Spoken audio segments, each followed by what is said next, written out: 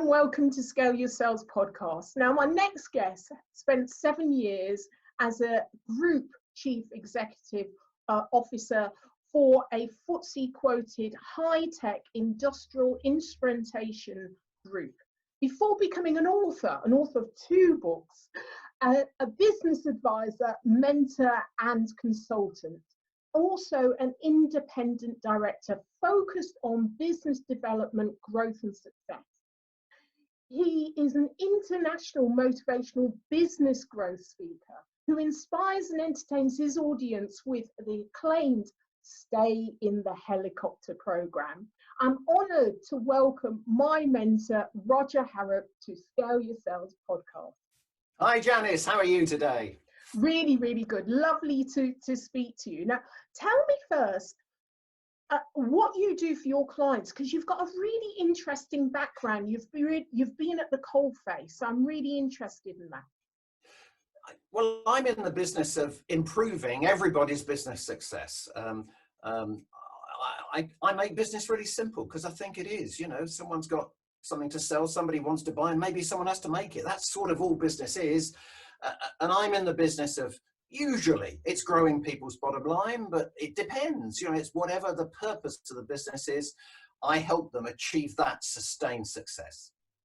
It's really interesting because, you know, when we're in business, we're so focused on the day-to-day and all of the challenge. It's great getting somebody that's really been at the coalface at a, you know, senior level, knows the business, but can really help them get clarity on what's really important here. So I think that's kind of your special skill, isn't it? Sure.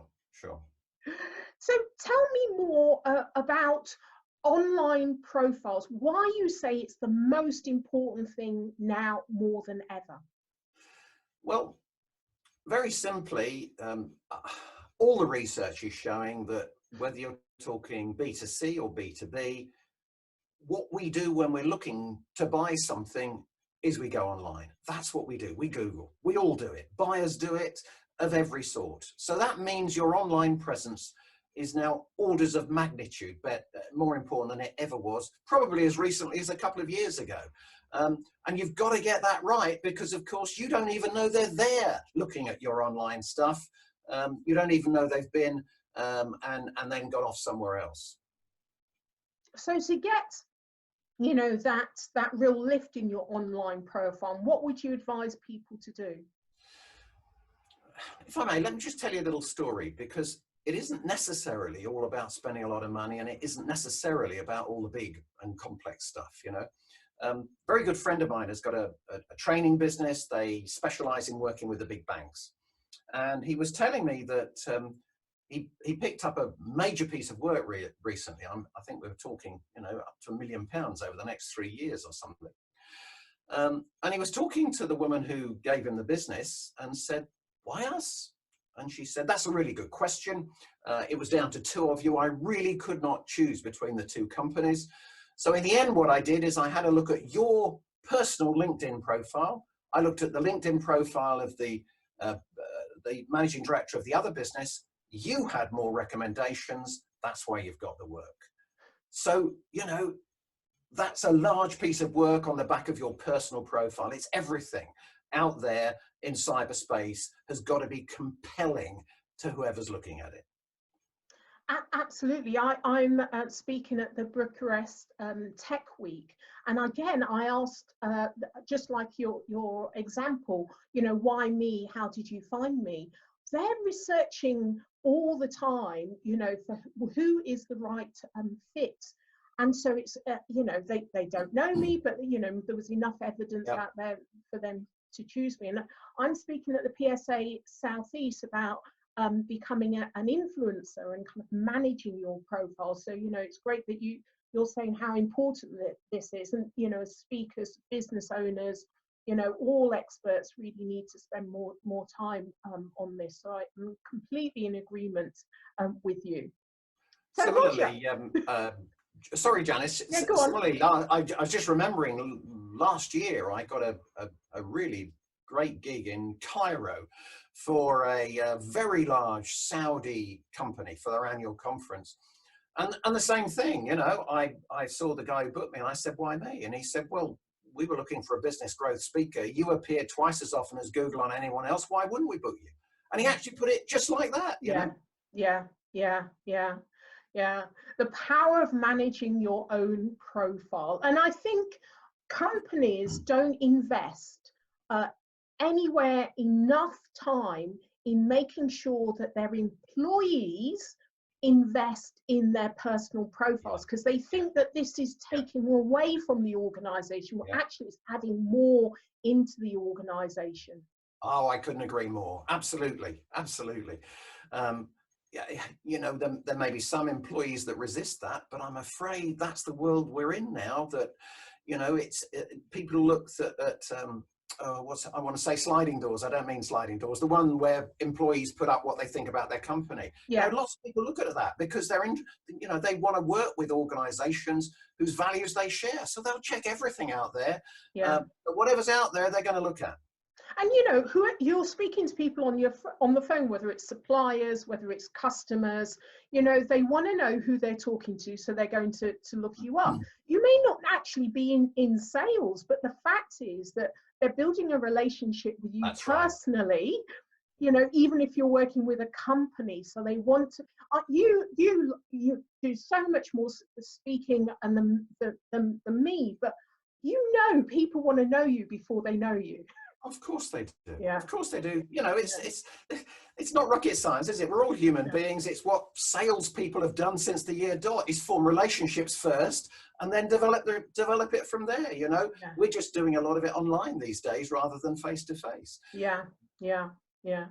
So Roger, what practical strategy could you give our listeners to help them to scale themselves and build trusted relationships? One of the things that with every one of my business advice clients that I just about insist on actually is at the beginning of the year, we set up a schedule, a program, and this is to visit customers, not to ask for an order. What do I mean by that? So I can think of a client of mine up in Carlisle. So the chief executive, we set up a schedule where I think it's 3 times in the year. He will visit his equivalent number in their top 20 customers. He'll just visit them, maybe take them out at lunch, whatever's appropriate. And it's not to ask for an order. Now, if you're not asking for an order, what do you talk about? Well, what you talk about is your business. You talk about your strategy, where you're going in the future. They start talking about the same thing. We then set up he had 3 sales managers, this particular business. They equally would see their opposite number. And we went down to the sales engineers in that case, where they would do the same thing. And the agreement was that this program was absolutely inviolate, because you can always find a reason not to do it, you know. Yeah. But if you can do it, it's amazing what can happen. So if I may, a little story from my past. In fact, the PLC that I ran, we had a major customer, Dow Chemical, in Houston in Texas, and I went and asked if I could go and see them. You know, as you do. I was the chief executive. I went and saw the head of purchasing, vice president of purchasing, and we had a discussion. And I never once talked about our orders, but I was sharing with him the way we were going with our strategy, our product development. He did the same thing. He'd scheduled a half-an-hour meeting. At about half an hour, he said, "Look, I want someone else to get involved." He called in their VP of strategy, someone I would have absolutely busted gut to get in front of. Cut a very, very long story short, they then came to us subsequently and said, "Look, we're finding these meetings we had a second one, so useful to us. We want to formalize it." We signed an agreement with them whereby every 6 months there would be one of these strategy, I think they called it a strategy development meeting. Every 6 months it would alternate between Houston and the UK. And I said who would be involved from our side. They said who would be involved from their side. you know, after 2 years, we were so embedded with that company, they couldn't buy from anyone else. Yeah. And that all came from that initial initiative. So I really think that's very important. We're always racing around after the next order. You know, just get up a level in my helicopter, get up a level and say, just a minute, let's have a strategic approach to our top 20 customers, top 10 customers, whatever it is. And we are going to go and talk to them about stuff. Now, that may be just what happened in the football last night. It doesn't matter. It's making sure you form that relationship and develop it. And that's a brilliant example, because I think that's the problem with many salespeople. They only talk to you when they want something, when they want another sale. And the thing is, you know, you can miss out on so many opportunities because you're so focused on getting the sale. But actually, there's so many other things happening in your customer's company, where you could actually grow that sale and develop, you know, new products, whatever it may be, if you just had the conversation. That's right. You know, I've done that with lots of companies that I've worked with, and helping them to ask strategic, open questions, helping them to build relationships, not with just the people in front of you, but the breadth of relationships across the organization. So I think that's a brilliant example. Yeah. So what's your view on diversity and in the selling industry, but really generally in industry? You know, do you have a view on, you know, the changes that companies need to make, or whether you feel they're actually making, you know, good changes? Yeah, I think the UK is better than a lot of places that I go,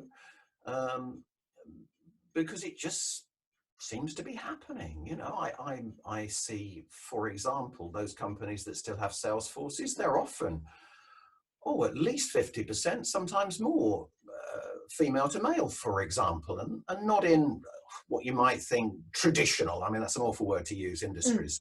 You know, I'm usually involved, or often involved, with engineering and electronics companies, for example. And really right across the board, I'm just seeing that it's just generally happening. I mean, I remember I tutored for 25 years on, I think, probably Europe's leading experiential leadership program. So, you know, it's a long time ago when I started out. And typically, so as a tutor, I'd have 8 people I'd be with for a week. And the whole course, a week's course, was probably 40 people, something like that. And I have to say, generally in the early years, if you got 10% women, that was sort of it. And those women, I'm just being honest, would split between absolutely top notch that have really clawed their way there, and others who've been sent and don't want to be there. But certainly by the time I stopped doing that a few years ago now, it was 50-50, more or less on every single course. And that had just happened, as it were, organically, because the companies are investing an awful lot of money in those people. So they saw that was worthwhile. And certainly as a tutor, just watching what went on, you know, you couldn't you couldn't split between one and another, you know. So I don't think I've got rose-colored spectacles, but certainly that's what I see. Yeah, it's not the same in a lot of other countries, of course. Well, that's what I was just going to ask you, because, you know, you've traveled so much, you know, with your consultancy and speaking. There must be some, even in other countries, that you've seen this a slower transition, but, you know, there is a transition, and those that are just not. Quite. You know, and I guess if I was ranking those, Scandinavia generally would be at the top. You know, I think the Norwegian government is 80 or 90% women, for example. I don't think that applies anywhere else in the world. Yeah. And then down at the bottom would be somewhere like Iran, for example. I mean, I can remember this woman who'd attended a keynote speech I did in Iran, and there was 2,000 people in the audience, and she came to me and can you give me some advice? You know, I'm a salesperson, and I'm very good at what I do, except, you know, I come across an awful lot of customers who just won't talk to me. And I said, what are you talking about? And, you know, I was naive. I said, why not? She said, because I'm a woman. They won't buy from a woman. Well, you know, if you've got that sort of a culture, it's flaming hard. Yeah. Yeah. In England, I know of, there's a company that's called Superfoods, and I know the founder and owner, and they turn over multi-millions now.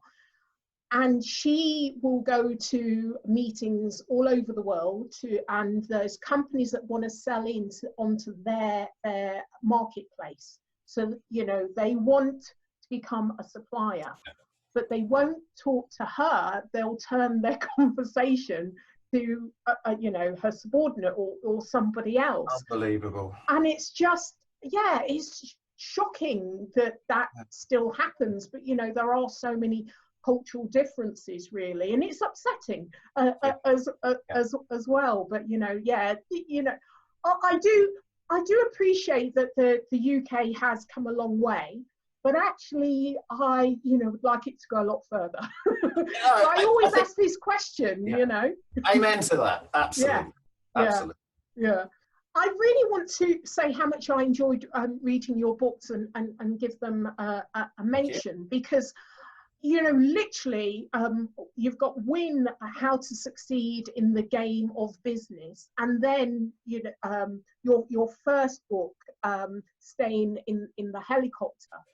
Yeah. They're like Bibles, because the things that they are for people in business, because they're short books, they're easy to read, but they're great references. And literally, I've done an MBA from Cranfield, but I use your book as a reference, and that's a really good book. It's not just a one-off, because and it's not just because I'm talking to you, it's because I was actually quite shocked when I saw the size of the book, and then I realized the contents that was in it. And I'm sure a lot of people have actually said that, because there's lots of our QR codes, so you can get lots more references.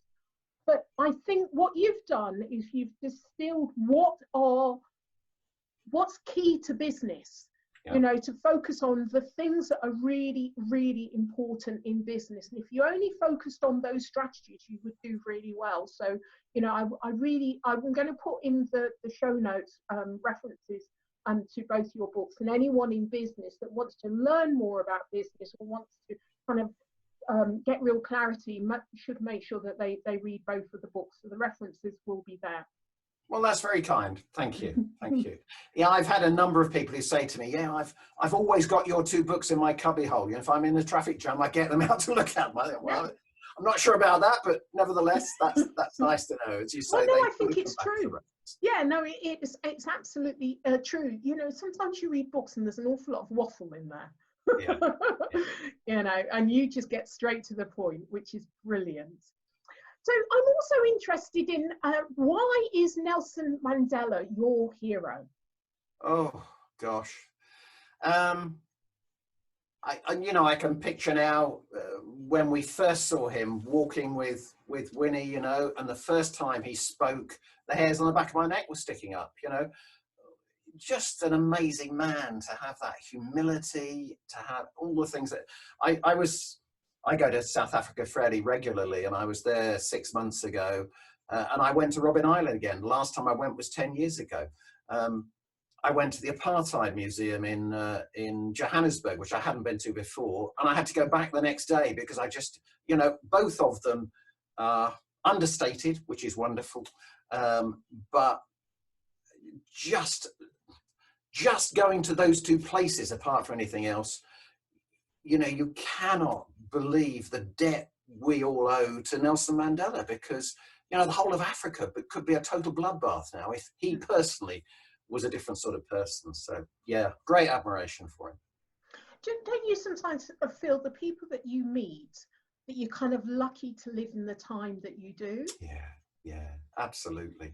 And I thinking back around the time of Nelson Mandela coming out, we had the Berlin Wall coming down, we had communism coming to an end, things that none of us believed would ever happen. Quite remarkable. Yeah, definitely. Well, I think that's a real high to leave this. I don't think we can top that anymore, really. So how can the listeners get hold of you, Roger? Oh, really simple. Probably email's the easiest. Roger@rogerharrop.com. I'll always answer anything that you send to me. But I'm also on LinkedIn, obviously, Roger Harrop, and WhatsApp, and all the other methods. But do contact me. I will always respond. Can I give one final tip? Yes, please. Janice, one final tip. Everywhere I go in the world, every time I run a masterclass, usually with groups of CEOs of businesses from micro businesses through the biggest corporates in the world, there's one question I always ask the room, and it's this: does every single one of your customers know about everything you do? And without exception, probably 80% of the room shake their heads and say, no, they don't. And I respond to them by saying, you know what? That means you're telling me that you've got customers who love you, who are buying a product or a service you could provide from your competition just because you haven't told them you do it. Is that right? And they nod. And I say, I'm sorry, I can only use this word. That's stupid. So 9 o'clock tomorrow morning, please, and I say it to every one of your people listening to this podcast, Janice, please, 9 o'clock tomorrow morning, contact every single one of your customers and tell them about everything you do. You can't get more basic than that, can you? Brilliant, brilliant, absolute brilliance. Thank you for being a guest on Scale Your Sales Podcast.